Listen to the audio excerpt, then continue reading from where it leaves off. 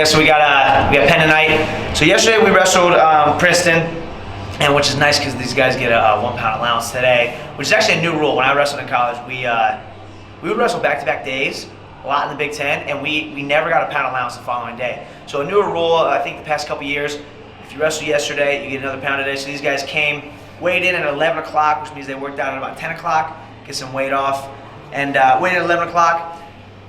Penn actually wrestled Brown at noon, which is why we got to weigh in at 11, and they drove here, which is only about an hour drive, and we have them here at 6 o'clock in about an hour.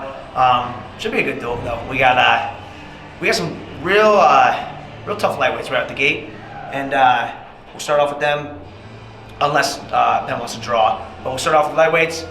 Then we got a stud 165-pounder. He's ranked top 12 in the country right now, Phil Canigliaro.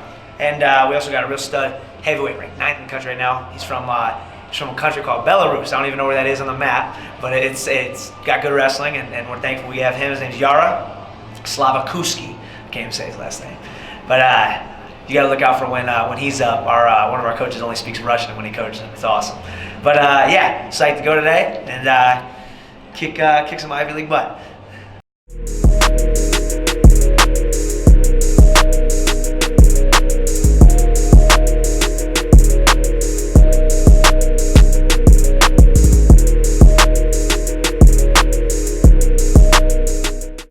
All right, this is what we got. This is the locker room right here.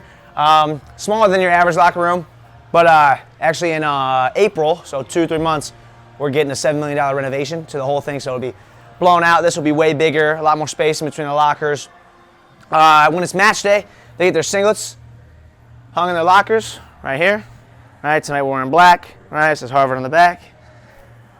So the starters will get their, or the guys weighing in will get their singlets, you know, depending on who we decide to put out there. And then over here, got all of our dirty clothes, put them on a loop, throw them in here. And unlike most teams, we actually, the guys actually rotate who does the laundry.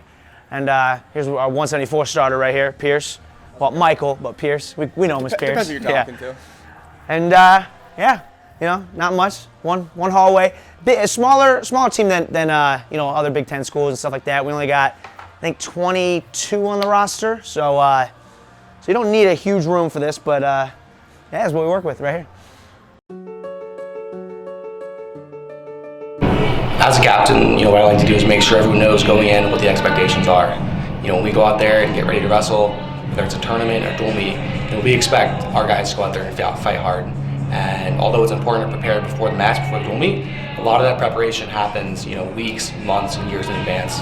And so what I like to do is remind the guys that I know, you know, you may have stress before this match, you may have some anxiety, but the work's already been put in. And to go out there, wrestle stress-free, let it out, and represent our program well.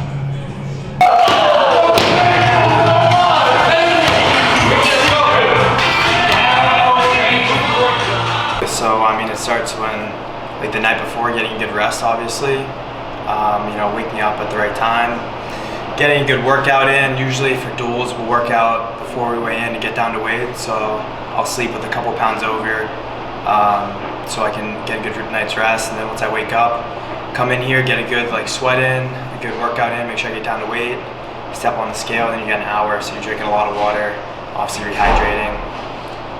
Once that's settled, then, you know, just work on some moves that you really you know, you can use in the matches and stuff, just feeling comfortable, and then just mentally preparing for the match, just thinking about your moves and what's gonna, what you're gonna use in the match. And really don't focus on, I don't focus on, you know, who I'm competing against. Even right now, I don't even know what the kid's aim is. I just focus on what I'm good at and what I'm gonna do during the match, and not what he's gonna do. So, I mean, that's my strategy, and it usually pays off. So.